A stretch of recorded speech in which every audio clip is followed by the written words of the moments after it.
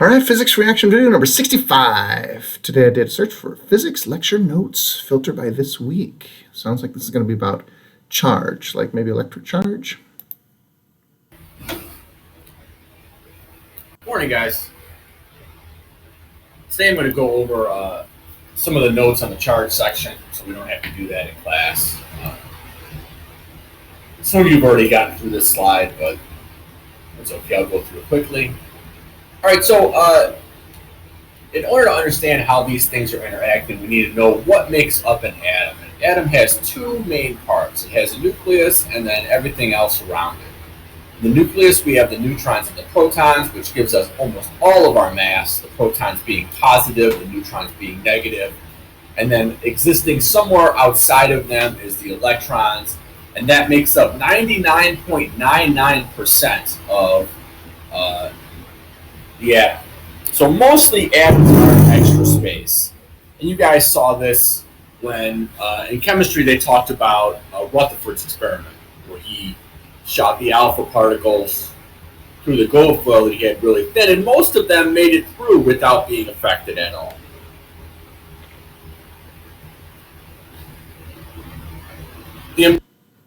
I just wanted to pause for a second to talk about that really awesome phrase that he just used. In chemistry, you learned, right? So when you can coordinate that, that's so awesome, right? If you know for sure that your students have seen the Rutherford experiment, that's so awesome, right? Because first of all, you don't have to do it, and you can just say, hey, just remember we had this, and even if in chemistry they focus on slightly different pieces of it, really all he's going for here is this, all Rutherford really teaches us is just how small the nucleus is. So the other thing that I think is really interesting is this idea of, hey, I wanted to do this now so that we can maybe use class time for something else. I think that's super awesome. The important thing to note is that a proton has the same amount of charge as an electron. So that is going to be our elementary charge, our quantized amount of charge. The protons and neutrons have almost exactly the same mass. Electrons have a negative charge, and they do have a mass, but protons and neutrons are about 1,800 times as massive. So we really don't take into account what the mass is of an electron. Most things that you deal with have the same amount of electrons and protons, and so they're neutral. And so we don't have a net charge on anything. You can put a net charge from one thing onto the other by doing work on the object with friction, and you'll have a transfer. So in our picture here, we see that the pieces of paper are now being attracted to this ruler because this ruler has an excess amount of charge. Cool.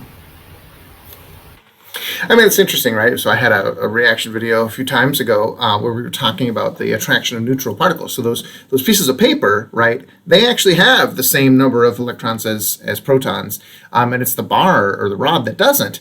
And so there's a lot of subtlety here, right? I think that if you think about what he's trying to get across, which is that, hey, you can actually get an imbalance, perfect, right? The idea of why the attraction happens to neutral pieces of paper is a fascinating one that really is sort of a next step. I also loved sort of his quick little display of the numbers and really trying to help us understand the magnitude of these things, since they're all these teeny tiny things, right? They all have these really large negative exponents for their scientific notation. And, that 1,800 times, right, that a proton and a neutron is about 2,000 times the mass of an electron is super, super useful. It's almost so much more massive that we can just ignore the others. Certainly if you want to be accurate to 1%, you can just ignore the electrons, and I thought that was super useful. When they made up what these things were, they made the value for what a coulomb was very large. Yeah. And so it turns out that 1 coulomb of charge is going to be a super large amount of electrons. So 6.25 times 10 to the 18th electrons. That's a lot of electrons. That is. This is named after Charles de Coulomb. No surprise. Who is going to be the person who is going to have the equation of how charge attracts other charge named after him. It turns out that if you have the same charges, they're going to repel, and unlike charges attract. The only way to know if two. And like Paula Abdul says, 2 steps forward, 1 step back. Sorry. I just always think about that song when people say opposite charges attract. Two objects are charged is if they repel, because we've seen that uncharged objects will attract a charged object. That was cool. That what he just said was super cool. So we just need to remember that opposites attract, like the classic Paula Abdul song. Oh, that Here's was an awesome. example. We have positive and negative. What charge is called positive and what charge is called negative was an explanation by Franklin. Got it wrong, of course. So if I have 2 negative charged rulers, they're going to repel each other. If I have 2 positive charged glass rods, they're going to repel each other. And if I have a negative charged ruler and a positive charged glass rod, they're going to attract. But a neutral glass rod and a negative charged ruler would also attract, and so would a neutral ruler and a positive charged glass rod. Some objects are overall neutral, but they polarize on their own. Water's one of these. Cool. So the molecule itself has a negative side and a positive. I always think it's so interesting that we draw it this way. And if you think about this, right, that if the oxygen is really drawing the electron cloud over to itself, this is really just a proton, right? Well, maybe a neutron, right? Like it's usually just a proton just sitting here, and yet we call it this atom, right? It's so fascinating how the structure is, a couple of protons here, and then basically an oxygen molecule with a big cloud of an extra cloud of electrons around it. It took me a while to sort of. I struggle sometimes with the chemical drawings and stuff because I was giving them much more sort of heft than they actually had. And certainly the cloud model of the electrons is a whole other way of thinking about it, rather than thinking, oh, where do these 2 electrons go? Oh, they're literally sitting right there. Well, no, they're not sitting right there. It's just that the probability density is a little bit higher over here. Positive side, but overall it's neutral. So we looked a lot in those demonstrations about conductors and insulators. A conductor is going to be something that lets charge flow freely. An insulator, the charge is going to have a tough time moving about. It's not to say that it can't move, and we saw this in the demonstrations as well. I love connecting to the demonstrations that they may have seen in earlier classes. That's, being able to really keep driving that home. Hey, we've seen this. We know about what this is all about. We now just have some vocabulary words to attach to the really interesting things that we saw happen. So a good example of this would be Deborah. The charge does flow through her hair and get far out, but it takes a huge amount of potential to get this to happen. Cool. Conductors are typically metals. Insulators are pretty much everything else. So if I have one object that has a net charge and one object that's neutral, if I touch them together with the conductor, the charge is going to spread out as far apart as it can. If I touch it together with an insulator, nothing's going to happen. So the insulator is not going to allow the charge to easily flow through this. And this has to do with how the atoms themselves are made up. So typically metals have a lot of loose electrons that they're already readily sharing with the atoms next to each other. And so if you That's awesome. I like that. provide a path, it's easy for them to move.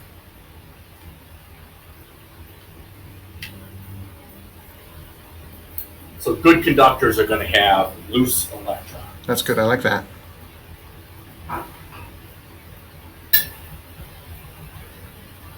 Oh, here we go. So it's interesting to know that this was common, right? When he I showed mentioned this pieces and we of saw it paper. a little bit.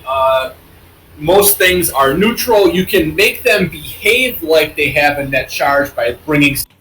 So let's see if he does it. But what's fascinating about this is that this in and of itself is boring unless you also have the position, the distance stuff from Coulomb's law, right? That the closer you are, the stronger you feel. So you bring this in and you might say, okay, well, they polarize, and that might not mean anything to you. But suddenly, not only do they polarize, but now suddenly these two things attract each other. So for example, imagine if Coulomb's law didn't have an over R squared in it. It was just QQ, right? Q1, Q2 times some constant. So what would happen is you bring in a negatively charged thing to it, and this polarization would still happen. They would just sort of run to the edges, bam, bam.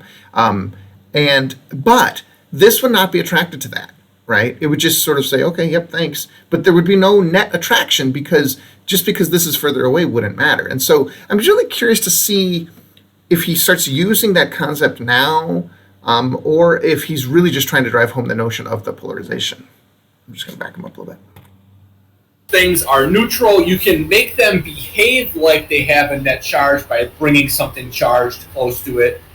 We saw this with the virtual balloon, but this has the same amount of positives as negatives. If I bring the negative close to it, we'll have negatives that will migrate away from this negative because they don't want to be close to it, leaving a positive side and a negative side. And so you have something that's actually neutral behaving like it's charged. Cool. You can also charge things actually by touching them. I did this in a number of ways in the demonstrations. I touched a rod to the pith balls. I touched a rod to the electroscope. And in all of those cases, we saw that it was charged. Keep in mind, though, when you charge a conductor, it's going to lose its charge more quickly than an insulator. And that's why the electroscope had the glass panes on it. Cool. So this keeps it from letting the charge go out to the air as readily as it would otherwise. So this idea of really connecting back to the demonstrations that he did, I'm guessing within a few days of making this video, is so cool, right? Because you run out of time, right? So you're in class, you're trying to show as many different features as possible, while at the same time probably eliciting some comments and suggestions from the students. But it's really, really hard to pull it all together. And so you can wait till the next class period, but this is such an interesting choice, right? Like, okay, well, oh man, okay, you saw that stuff. Now watch this video and take notes, right? Where you can really understand and connect to all of the things that happened in the demo. I think that, it'd be really, really cool to then follow it up with one more demo day or something, but the homework is also going to drive some of this home, I would guess. Our little leaves were inside.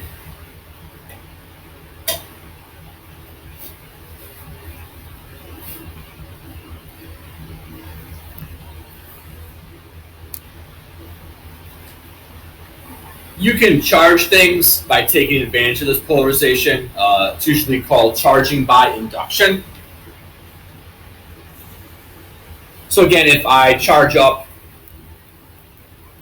this rod with a certain amount of charge and I bring it near two conductors that are touching, what's going to happen is that they're going to behave like they're one single conductor. And so what's going to happen is, as I bring it close, the negative is going to migrate from the one closest to the rod. So then if I separate them and then take the rod away, I now have one that's going to be positively charged, the one that was closest to it, which would be this one, and negatively charged the one away from it. Overall, it was pretty cool. I mean, this is a really, really tough concept, especially if you can't see the charges doing the things that he's describing. I think that the touching was super important. The glass rod close but not touching was super important, or plastic rod, whatever that is. There was a lot here, man. But he was so deft at that, right? And using just two hands, got that done. That was actually really cool. We didn't gain any net charge, but each one of them would behave like they were charged. Did you see how he carefully watched when they hit? It was almost like he was worried there was going to be a spark, right? So that was really cool.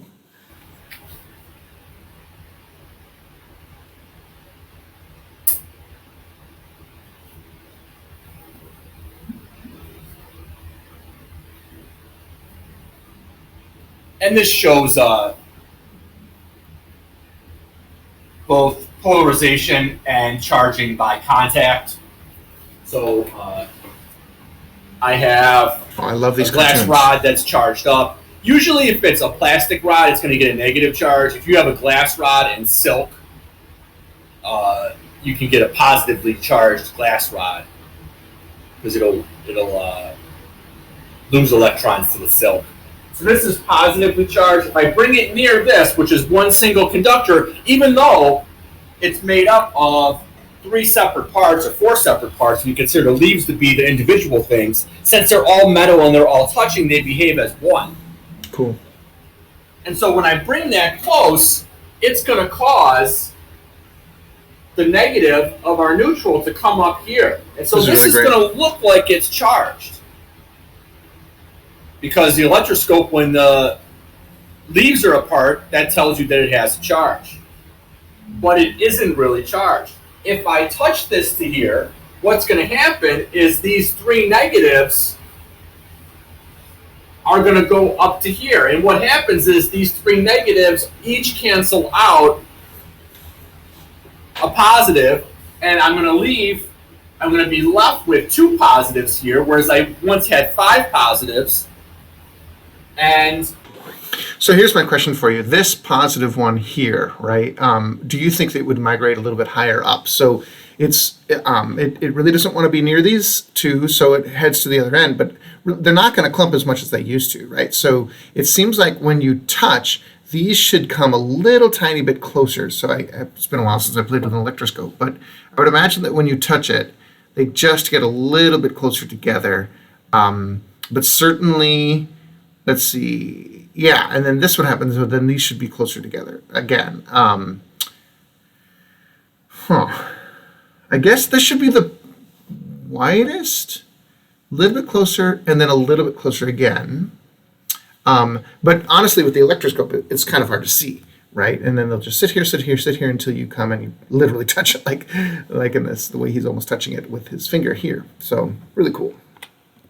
I have 3 charges, and I had you guys draw this when we did predictions as far apart as possible because they don't like each other. So they're going to get as far apart as possible. You did not gain any net charge. We started overall with 5 positive charges. Here we still have a net of 5 positive charges because these 3 negatives would cancel out these 3 positives. And then over here, we still have 5, and we still have 5. Cool. I'm just going to stop it there. Very, very cool stuff. Really, I thought that, this was very thorough, right? Like some of this stuff when I'm teaching it, I just want to get to that. Let's do some Coulomb calculations, right? And you've done static electricity before, but I really, really loved how he pulled together the demos that he had done the previous day and the sort of concepts that he's trying to drive home. And then this electroscope, it's not, he literally has an electroscope, so they've already seen it, but to really slow it down and to really sort of cartoonize, I guess, the charges and really try to follow them is very, very cool. All right, awesome. Well, everybody have a great day. And remember, physics teachers are awesome.